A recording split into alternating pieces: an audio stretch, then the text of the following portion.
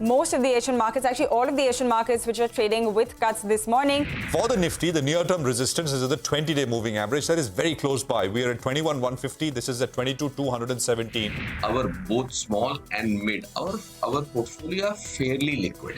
PCI has granted the Paytm parent entity 197 Communications approval to participate in UPI. There, 22,070 is where the Nifty is at. The sensex is at about 72,822.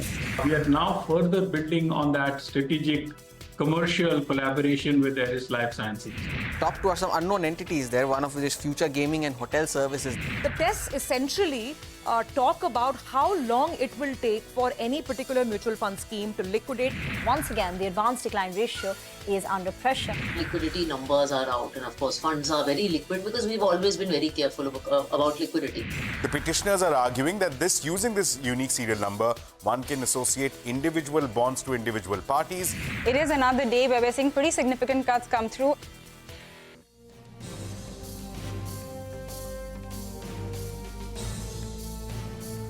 Well, that is the day so far, and that gets us finally to this last edition of the week of Closing Bell. We are coming to you live from the CNBC-TV18 Motilal studios. I'm Prashant. With me, my colleagues Rima and Surabhi here, and Nigel is joining us from the newsroom floor. Guys, hi, good afternoon. Hi, good afternoon. Thank God it's Friday, guys. I think I can say that for all of us. Well, it looked at about 215 that the markets are going to climb higher and higher and have a pretty decent finish. But now again, there's been a bit of a slip in the last 10 minutes. Well, guys, I'll tell you what. There's the birthday girl who's on the screen as well. Next week is the birthday, so this weekend I believe she's throwing a big bash, and then for us in the next week itself. What's your Rima? Well, I heard it's Navneet's birthday before mine. There's a bash. So we're getting treats. That's the Either way, treat. we're the ones getting the treats, so we're looking forward to it. That's right back at you, Nigel. Absolutely. The treat's on me on that one. But guys, today the Bulls will feel quite good. We're enjoying it, yeah, absolutely. Either ways. But not too bad a session, right, guys? At around 11:30 odd, it was looking like maybe the Bulls are going to be taking a bit of a whack today.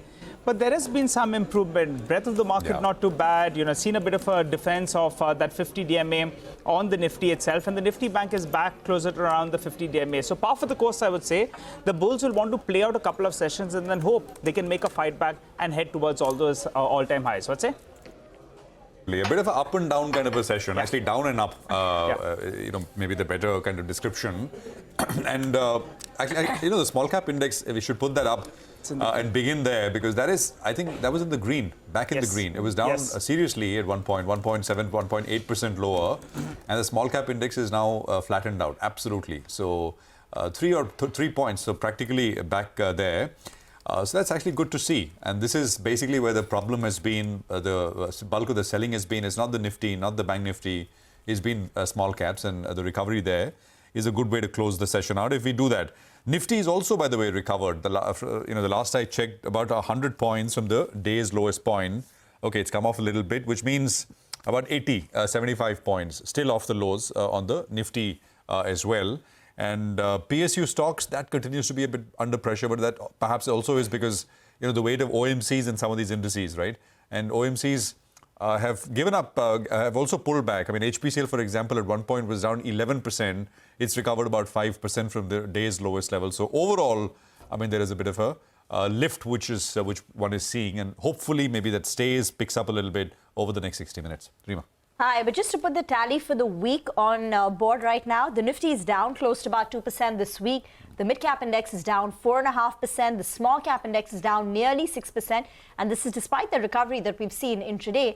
The small-cap index is down 6%. And the CPSC index, that continues to remain under pressure. And it's 10% gone on that for the week. Yeah, absolutely. And Rima, you hit the nail on the head, because those were the stats that I was looking at as well. Because for me, the biggest question is that at the end of this week, you've got a 5% drawdown around the mid-cap index, about 7% of a cut on the small cap, and about 8% on the micro cap.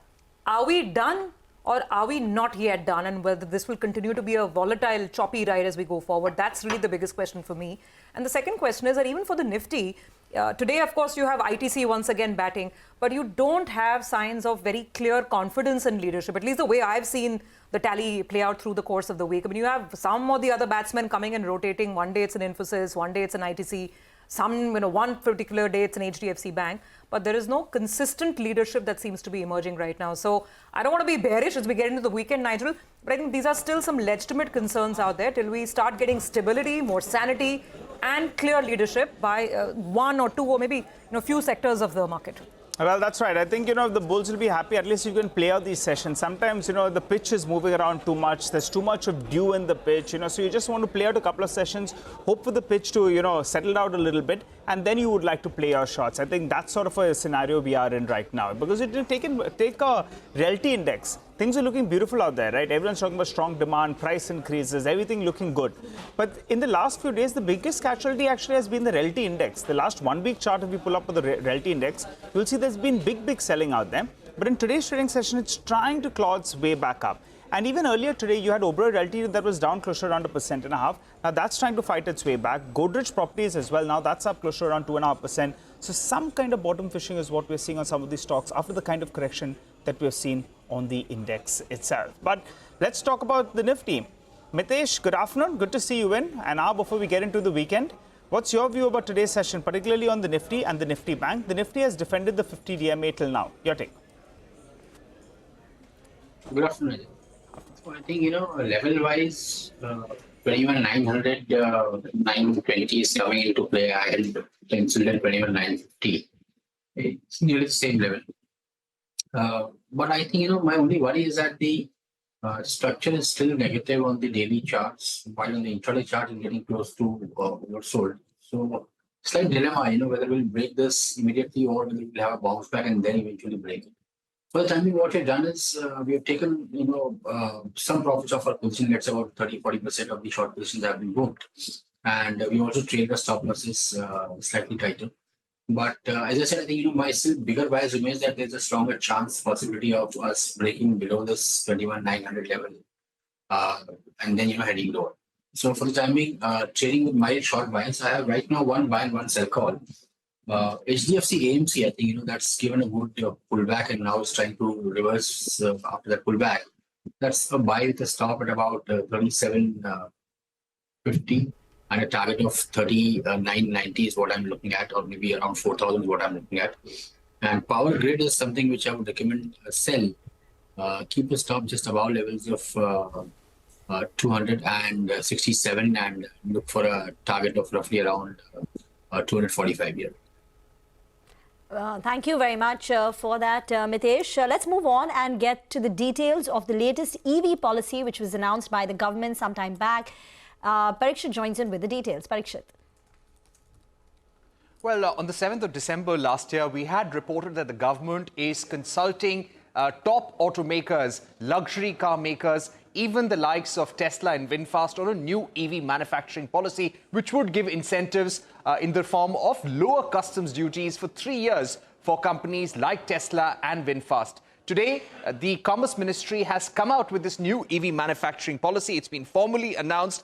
Under this, companies that commit to manufacturing in India, making in India, with a minimum investment of 4,150 crores will be given a duty concession from 100% on fully built-up cars to 15% for a limited period of 3 years. Not more than 8,000 electric vehicles per year would be allowed to be imported by the company under this concessional policy. And at the end of 3 years, the company will have to begin manufacturing in India. They will have to achieve a localization or a domestic value addition level of 50% by 5 years. In case the minimum investment threshold of 4,150 crores is not met, or the domestic value addition criteria of 50% is not met in 5 years, then the bank guarantee, which is submitted by the company before applying for this policy, will be encashed by the government. It will be seized by the government. So clearly, this is a move to attract global players like Tesla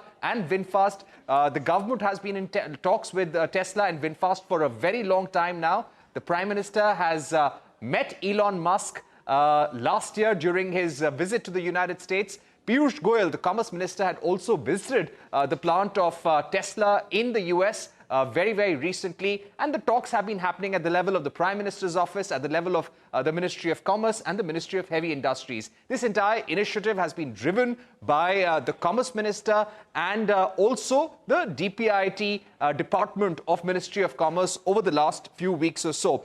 Many companies in the last few weeks, such as Tata Motors, also Mahindra, have been seeking a level playing field. They have been saying that if you are interested in India, make in India and compete with everyone. So let's see how Indian automakers react. But clearly, they were not in favor of such a policy. They were seeking a level playing field, saying that we've been investing in India for many years, and anyone who wants to enter India should enter on the same terms. Thank you very much for that. So good news for consumers as the choice goes up, but perhaps there could be a hit on the likes of Tata Motors and Mahindra. Prakash Diwan is now with us. Prakash, you want to weigh in on this policy and what Parikshit had to share? So, Rima, this is definitely very interesting. Deepens the EV space for us, which has been fairly shallow, given the fact that most of the OEMs have probably been testing waters out, except for the likes of Tata Motors, which have really committed a lot of money and resources to this. What makes this interesting is that the EV ecosystem, which includes not just batteries, which is an obvious one, but a lot of the other things which players like Sona, Comstar and all does supply, those will start getting much more mature. So, it does a lot of spin-offs. The deep down effects are more in job creation, ancillarization of a very different level, because $500 million is quite a bit of fresh investment, and we've not had some greenfield investment in the auto space for a long time. So this definitely is very positive. And as you said, for the consumer, it gives you an option to even go into something which is best of breed in terms of EVs, even in the premium segment. So, you'll probably see an impact, negative impact, not so much on Tata Motors, because the price points are very different from what a Tesla would look at. But it'll probably impact the luxury cars, the BMWs and the Mercs of the world. So that's where things could change. So, but definitely very interesting development. We'll look forward to the developments as they unfold. Okay, that is as far as some of the automakers are concerned and the EV policy as that plays out. Prakash, hi, good afternoon. Stay on. We also want to talk about the other big story of the day, and that's really oil marketing companies and what has been going on. Most of the stocks obviously have been trading with losses. This after that 2 rupee fuel price cut was announced last evening. Now, this was widely anticipated. There was a lot of chatter about pre-poll, perhaps political maneuvers coming in. Sonal is here with the details. Sonal, this has been such a hot debate on the street anyway, right? OMC is still a buy or not a buy. Now you have the 2 rupee cut coming in. So what's the verdict? Well, this street is split actually. While it was expected, as you pointed out, it is much lower than what the street was fearing, especially whatever happened with the LPG price cut. There was a possibility that the CGD price cut also came by because of the government.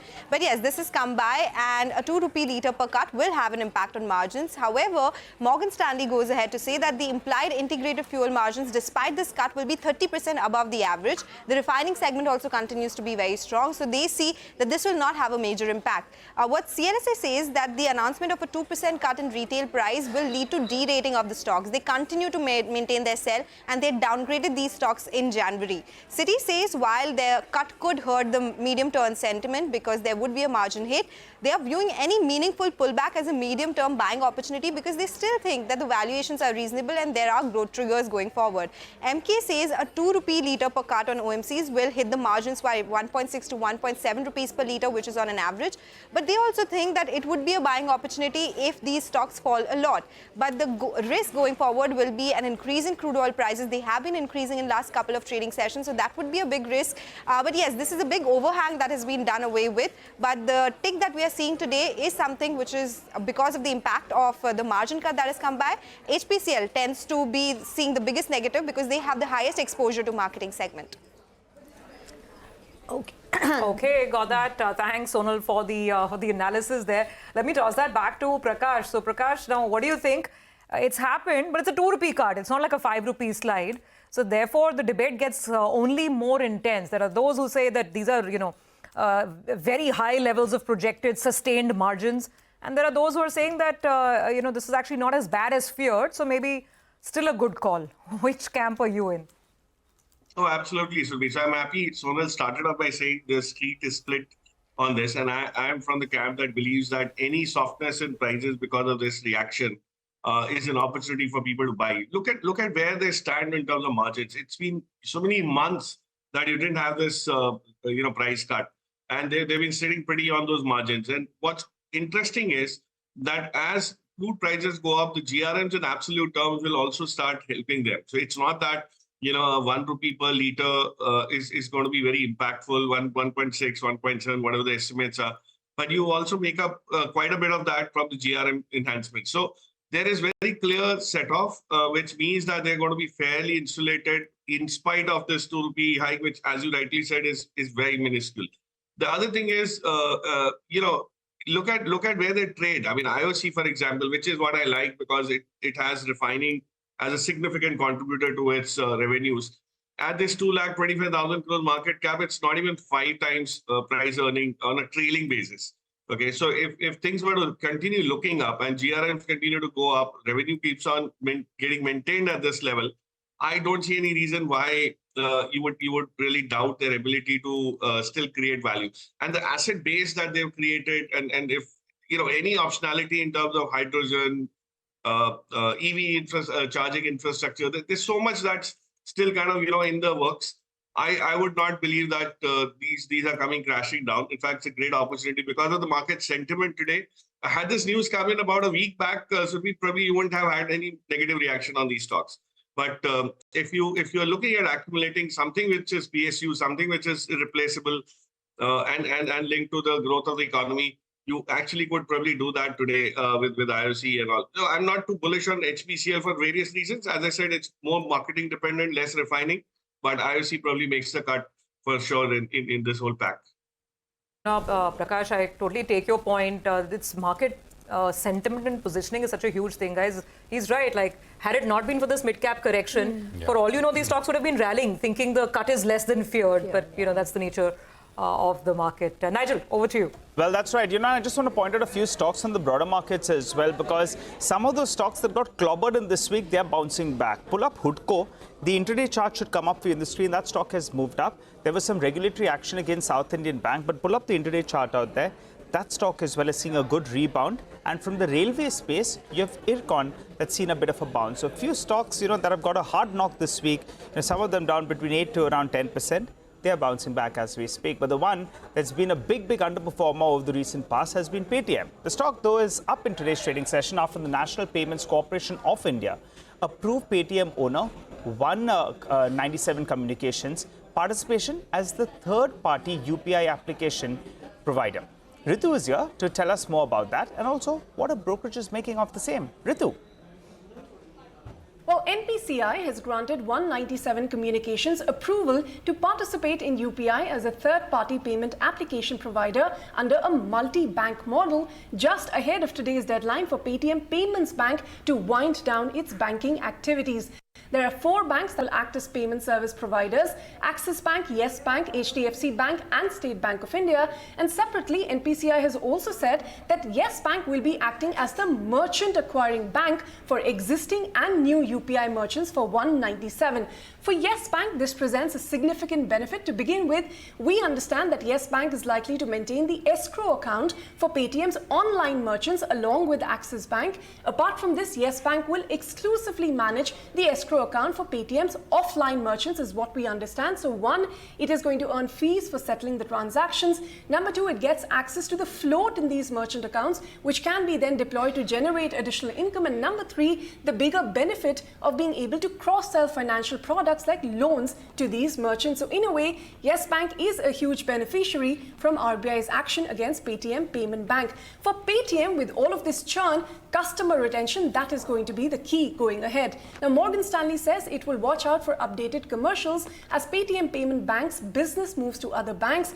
UBS says that in the base case, there's a 15 to 20% churn it expects in the merchants and customer base of Paytm, along with some loss in GMV share. It expects Paytm's share in digital payments to come down to 17% in FY25 from 25% before the RBI action and a 2% decline in revenues. Jefferies sees an 8 to 15% hit to payment value and app usage and expects a quantum of impact on the payment business to be limited to sub 20% from the January levels.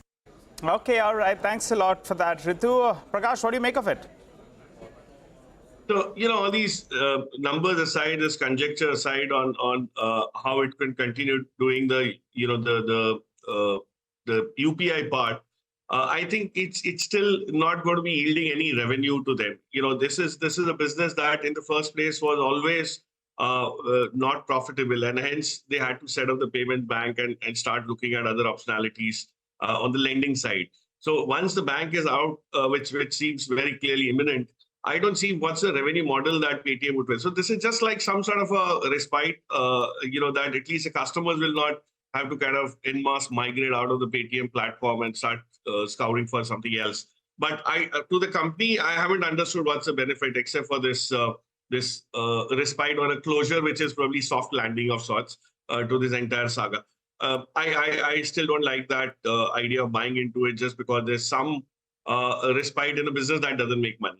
So the money-making business is out, and that's the reality that you need to price in into the stock price as well. Okay, all right, Prakash, we'll leave it on that note for today. Thank you very much for joining in. You have a good weekend, and we look forward to connecting again soon. Well, the news is it's 120 down on the Nifty, 126.27 actually right now. The mid-cap index is down just about 0.3%. Let's see if we'll get a close above 22,000 or not. I think we'll have that answer in about half an hour. Take a break on that note. We'll come back with a lot more on the other side, and we'll get a conversation going with Rajat Rajgaria, MD and CEO, Institutional Equities at Motilal Oswal Financial Services.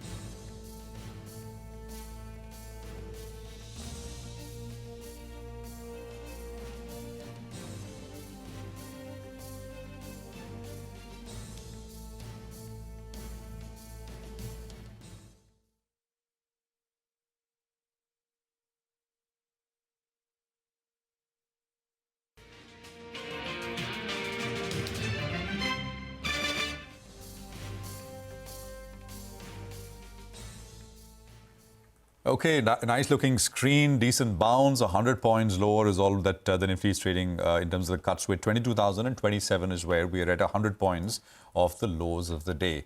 Now, this is an interesting time to carry on our next conversation.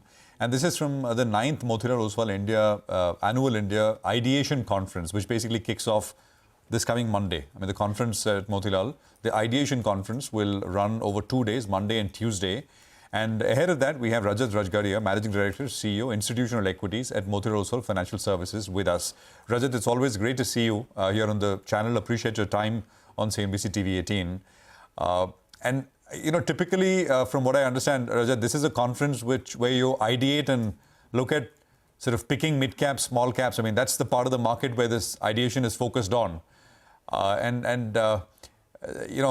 It's interesting. It's an interesting time to do that because we've seen some sharp sell-offs in that space, which perhaps gives an opportunity now to look at more reasonable levels. I mean, great stories, but better prices. So just sort of start us off there in terms of how you're looking at this, given the market context. Hi Prashant, thank you for having me on the channel. So this is our 9th year of doing this ideation conference, and this conference typically focuses on companies with more bias towards mid and the small caps. And typically every year, or this year, we have almost close to 75 plus companies who would be engaging with investors over a 2-day period. We have a very good level of interaction or lineup of investors, for these 75 plus companies.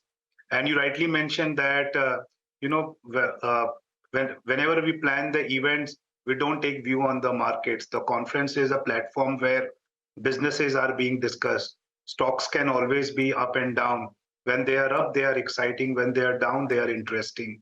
As you rightly mentioned that this is an interesting time because we think that whatever has happened in the market in the last couple of weeks, and more so in the mid and the small cap space, right?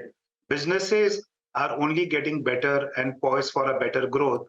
But what is working in favor of the investors is that the entry price points for a lot of these names are only getting better. So I think this correction from a conference point of view just helps investors that wherever you build more conviction on the businesses, on the stories, your price points today are a lot better than what they would have been a couple of weeks back. Rajat, afternoon. So out of these 75 plus companies that you're featuring, how many of them are new companies where Motilal Oswal doesn't have coverage right now? Just trying to understand how you're expanding the pool of your portfolio companies. And if you can also provide a tilt in terms of, how many from the finance, how many from the real estate or the ancillary, IT, etc. So, because it's a ideation conference, mid and small cap, there is no sector bias. I can tell you that this covers almost every sector that one can think about, be it financials. Within financials also, lenders, capital market, intermediaries, you have auto comms, you have infrastructure, manufacturing, technology, healthcare. Check about any sector because we focus more on individual companies and ideas. There is no sector bias. From a coverage point of view, I must share that a large number of the companies in this conference would be the ones where we do not have a rating right now. And that is the theme of bringing this conference every year, that there are a lot of the names, a lot of the companies which may not be well covered, right? But they are companies which are worth meeting, growing well, growing big. And we think this is a good platform for investors to get well versed with those names. Rajat, hi, good afternoon.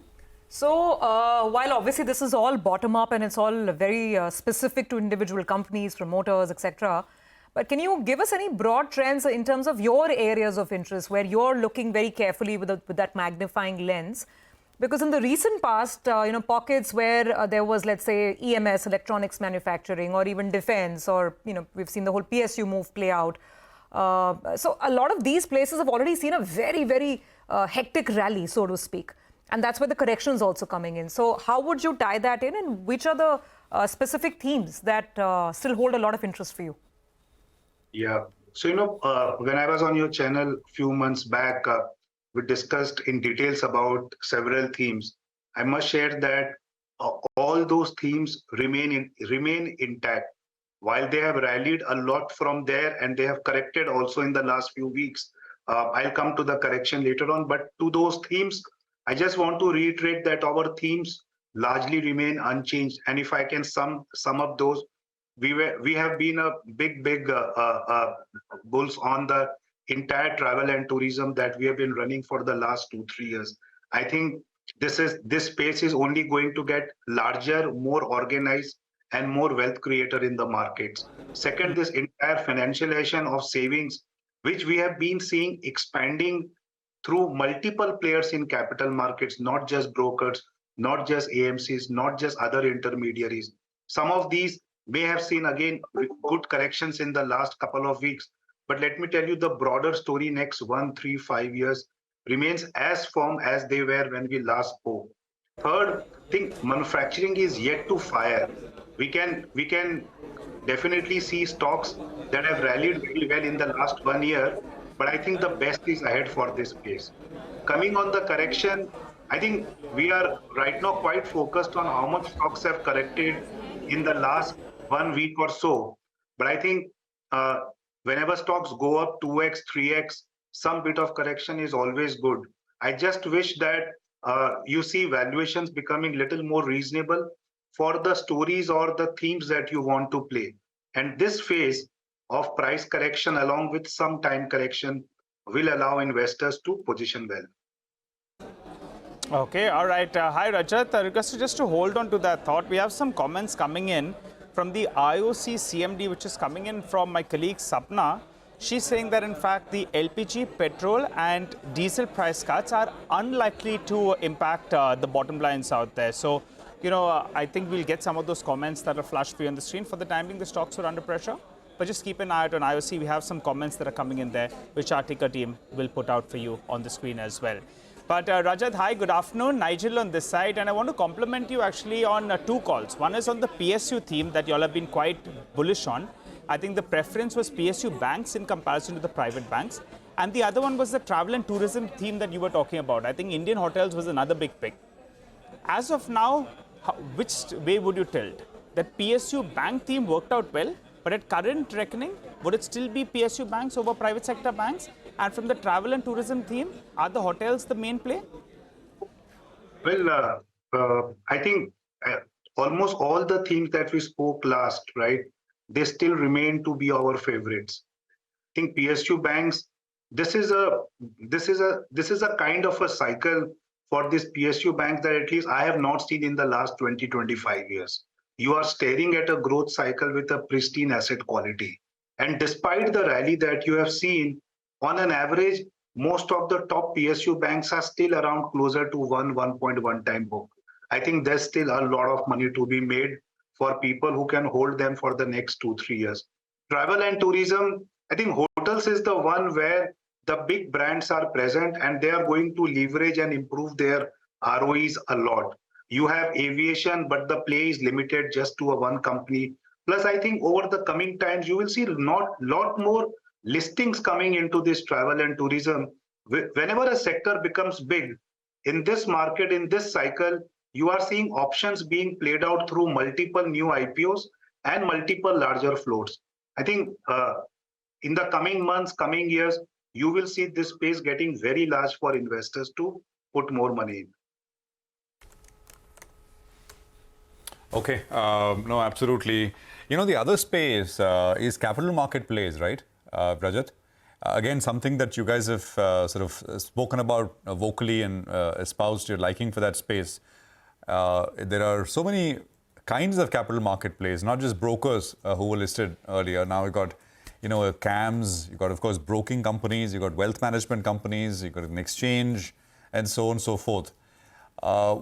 What's the best play? I mean, capital markets will continue to grow and grow. It's, in a way, secular. But what is the best way to play this, in your opinion? Well, the theme is common for all the capital market players. You have 15 crore demat accounts growing rapidly. We still see a long runway of growth. The SIP flows, which currently stands at 19,000 crores, in our view, over a period of time will keep compounding. So I think be it broker, be it exchanges, be it DP, be it AMCs, you just need to, I think the two important things is bet on the leader in these spaces and just make sure that your entry price, entry valuation, which this correction is making a lot more favorable, right? You tend to benefit from it. But this is again a space, Prashant, where over the next 1-2 years, lot more listings will happen, lot more plays will come up. This is a space which is only going to get very large in a $4 to $5 trillion market cap, which is poised to double over the next 6-7 years, right? The plays are going to be very large in capital markets. So I think an early positioning into some of the market leaders will help you compound as these companies compound. You know, one thing I left out is mutual funds. Those are the biggest guys there in that space. But there's no preference. I mean, more durable, more kind of steady, less affected by regulation as they come along. I mean, is there a preference that you'd go with? The kind of where in the capital market value chain? I mean, is there a food chain here? Something sits on top, and so yeah, go on. Yeah, no, sorry.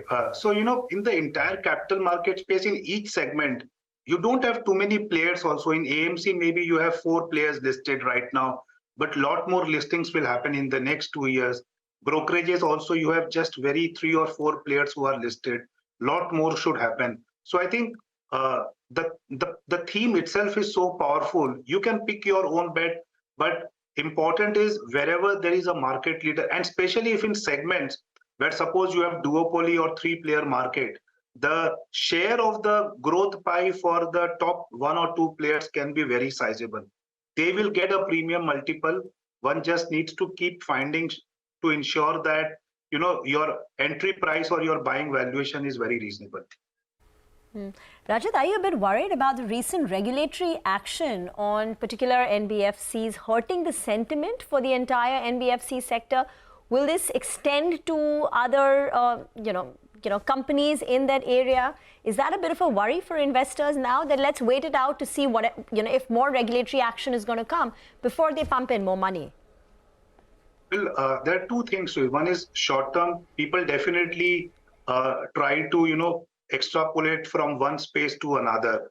And that is fair also to do. But I think second thing is whenever regulations come, the regulator intent is always to make the underlying trend, the underlying business stronger, right?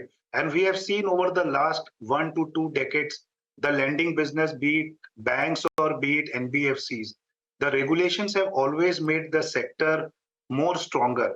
I think investors in the long term will actually appreciate that if the growth is more quality driven, right?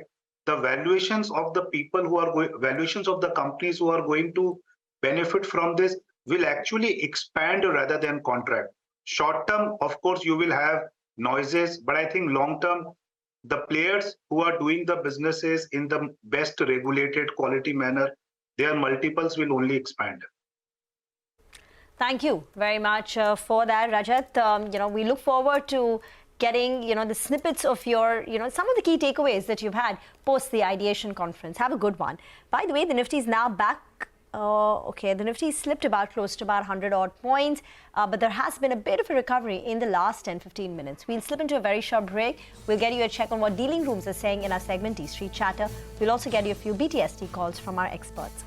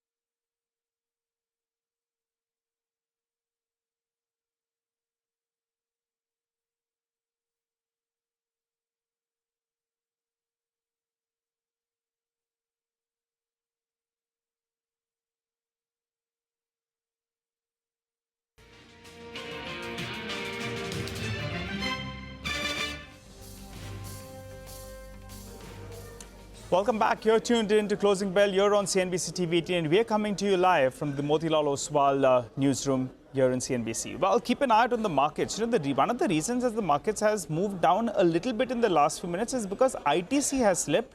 You know, that stock was holding the gain of around 1%, so that's moved down. And Mahindra now is down closer to around 5% as we speak. So clearly some profit taking out there. This news that Tesla could possibly be making its way into the markets has been negative both for Tata Motors and Mahindra intraday chart is telling you the picture out there. But as promised, 3 p.m. Nimesh joins us to tell us what he's picking up in industry chatter. Nimesh. Well, Angel, a bit surprising today the way the markets have given up yesterday's whole gain. So choppy and volatile as well. But again, from a flow perspective, there are three big events which will mean there will be a very large gross figure. The FTSE rebalancing, that's close to $1.8 billion. There is Bharat 22 rebal as well as the sensex rebalancing. So net altogether, I'm told there will be $3 billion of gross inflow. So that will show up big time in the institutional numbers today. So need to exclude that for a genuine figuring out as to how much the institutional active has been in today's market. So I wouldn't count too much into the flows in today's market. I guess what is more surprising is the fall in the PSU stocks today. Well, of course, the OMCs were under pressure, and that's understandably so because of the fuel price cut. It was anticipated, but now there has come a bit of profit booking in that space. But across the board, there is a bit of profit booking now in the PSU market. So that's been a bit of a surprising factor to me as well in today's market. I guess from a technical point of view, 21,800 seems to be the next big support level to watch out for. If that's been taken care of, maybe you'll not see a big sell-off from those levels. So that's the overall feedback. But as I said again, today's number is not something to watch out for, but a bit of surprising the way the PSUs have given up today. Okay, let's talk about individual stock then, Nimesh. What are you picking up? So in terms of individual names, the first stock on my list today is Ambuja Cements. That's gaining in counts today, good volumes as well. I understand some bit of institutional interest is back in that particular stock. So expect high delivery volumes today in that particular stock. The second name is Delivery. The last few days, there has been some bit of institutional interest back. Today, I understand there is price limit buying orders with some large FI desk as far as delivery is concerned. The third, a couple of stocks where there is selling pressure, both Piramal Pharma as well as RK Forging, both cash stocks. And in both the names, I understand there is significant delivery-based selling in those both names. And the last one is PG Electroplast. That stock is locked at 10% upper circuit. Remember, in Y2D, the stock is corrected almost 30%. And even yesterday, there was a sharp sell-off. But looks like the domestic selling pressure is largely over now. A couple of mutual funds and some PMS were active sellers. That seems to have cleaned out, and hence a big up move in today's market. Bye. Bye. Nimesh, thanks very much for that. That's essentially the list of stocks that Nimesh is telling us to watch out for, and we'll do that. And always an interesting one. Now, here's the bite, right? The sound bite that we wanted to play out for you. IOC, the country's largest oil marketing company, the CMD there, Mr. Vaidya, is saying that the fuel price cut will not impact the company's bottom line, at least in the next quarter. I think that's what he said. But listen in for yourself. We should not have much of impact on the bottom line. That's the question number one. And secondly, when the stocks were doing extremely well, you must have seen for the last few months. So now they are coming down. So I think that's the way the market plays. That's IOC for you. Mitesh is back with us for a few last calls for the week. Mitesh, what do you have for us? So I have BTST on LTTS. I've been maintaining a positive stance on IT names, and that's where some strength is. So BTST here with the stop below 53.80 for targets of 54.65. And M&M, I think Prashant just flagged it off. There's some negative news flow. The chart pattern also suggests more correction. STBT here with the stop at about 18.15 for targets of 17.75. LTTS today is higher because they've signed a $100 million deal with the government of Maharashtra for cybersecurity, which will be spread over the next 5 years. And they told us in a conversation that today cybersecurity is a very small portion of their portfolio, just about $10 million. But over the next few years, they expect this to be about $100 million annual revenue run rate. But that's LTTS for you, up 3% in an otherwise muted market for you.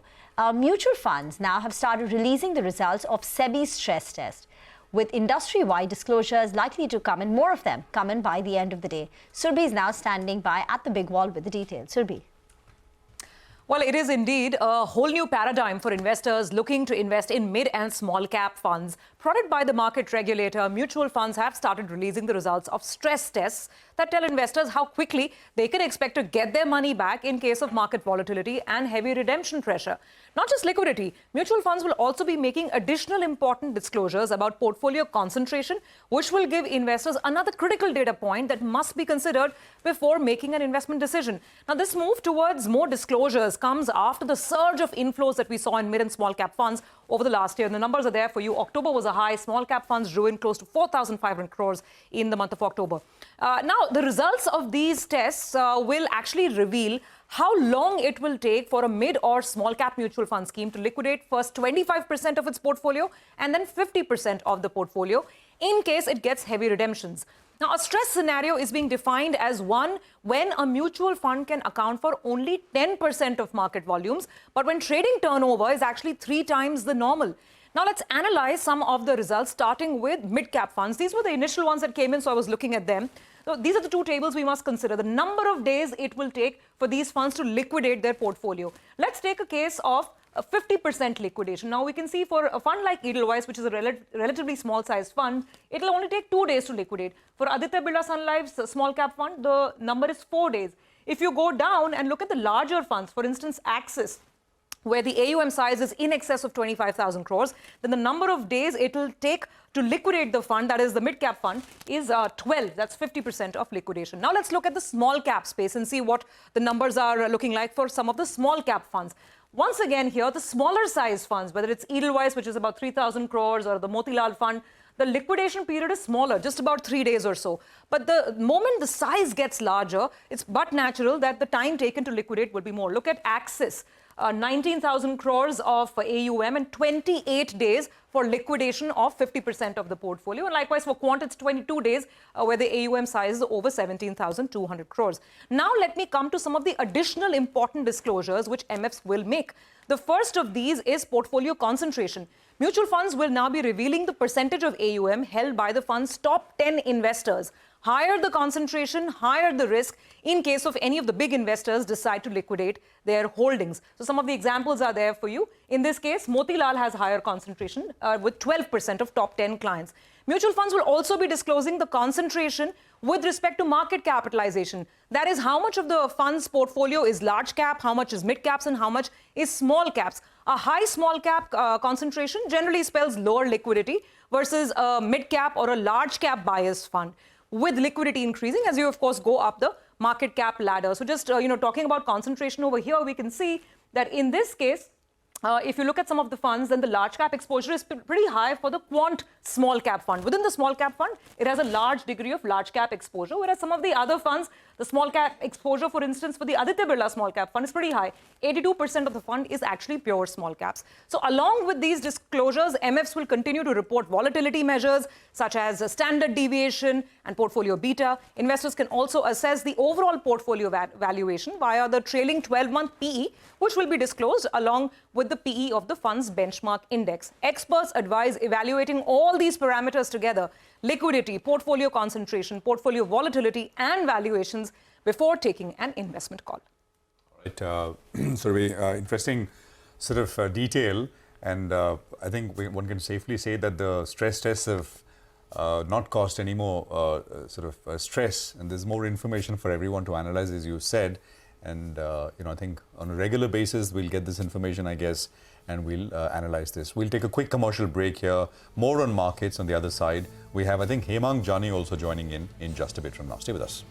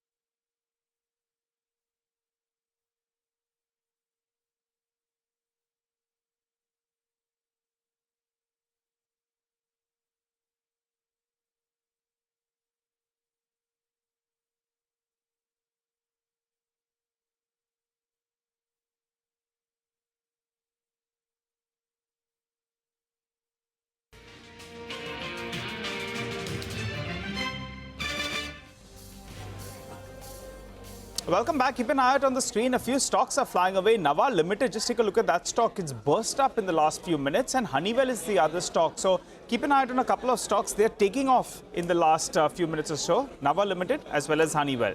But let's focus on the cement space. Shree Cement, that stock has been upgraded by Citi. They've upgraded it from neutral to buy with a target price of 30,000 rupees. Why is that? Well, they're highlighting the fact that Shree Cement has underperformed UltraTech Cement, if you look at it in the last 1 year or so, by close to around 39%.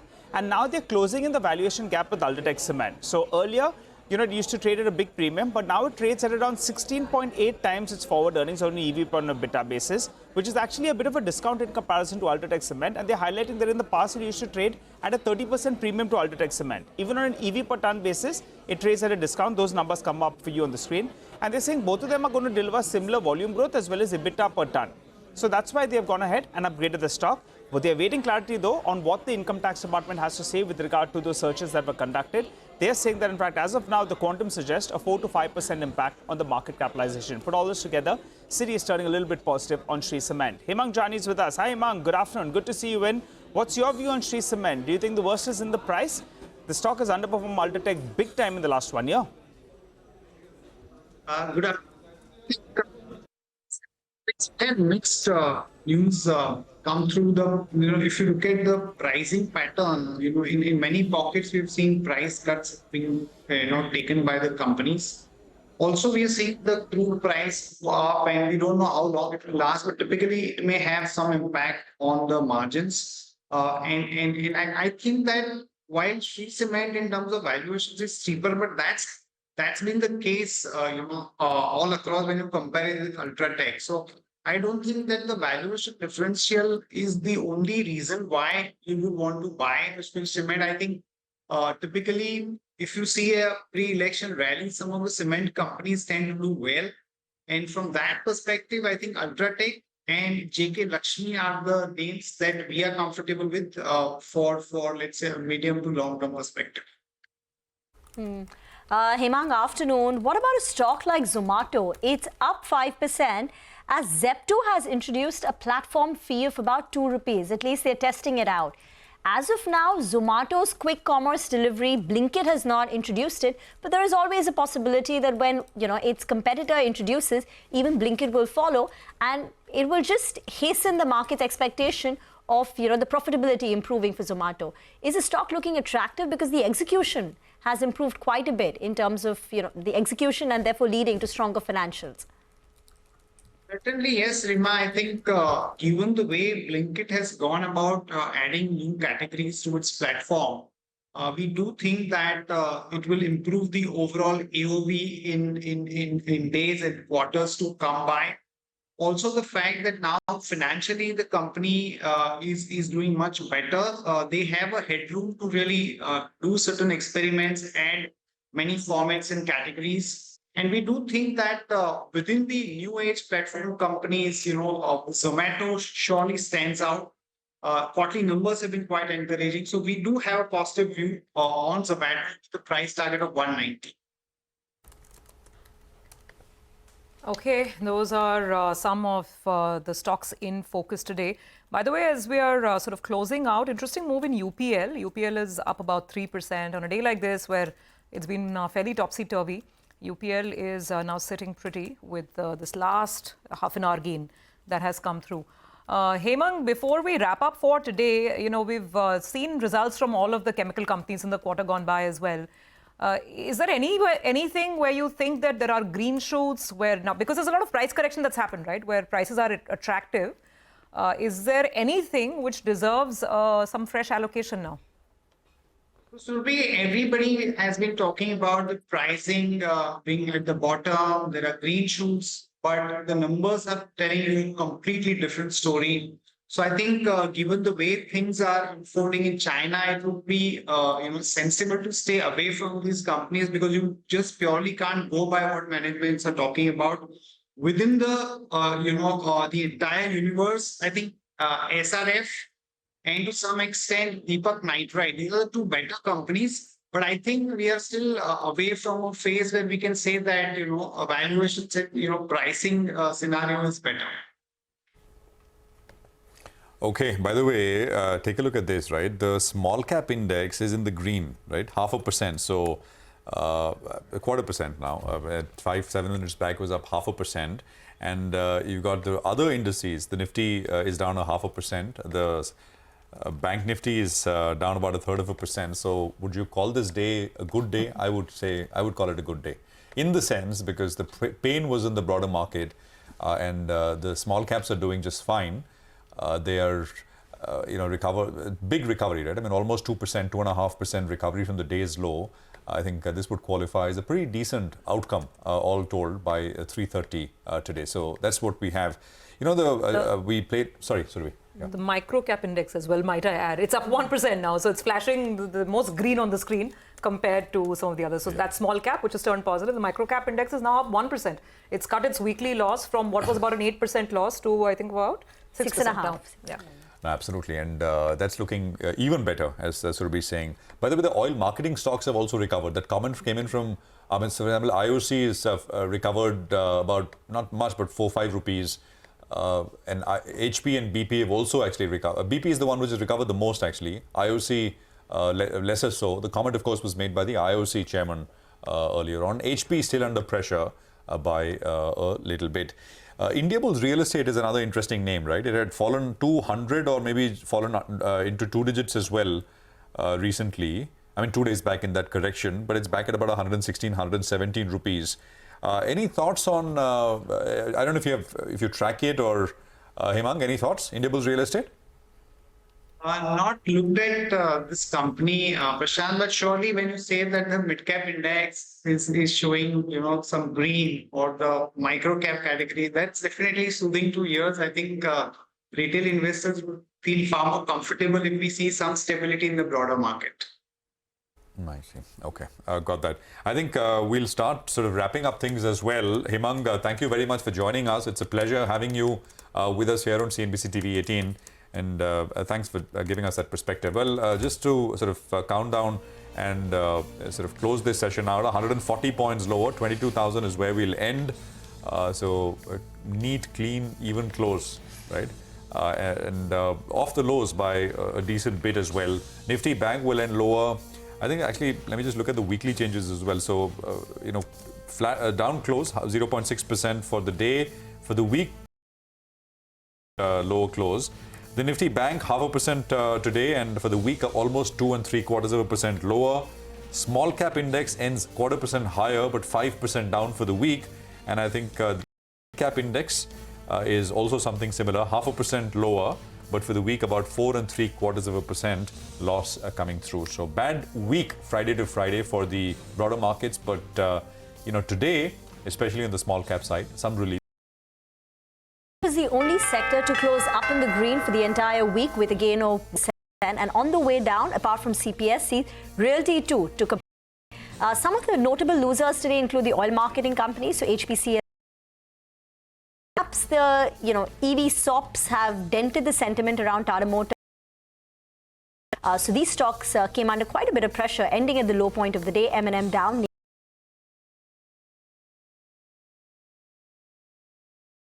HDFC Life, these were the star gainers. Just very quickly mentioning some of the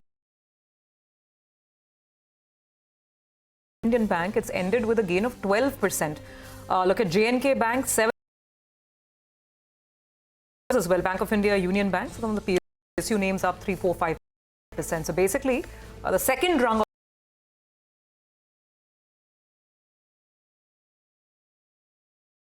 of yesterday continued on stocks like SJVN up 7%, Ircon 4%.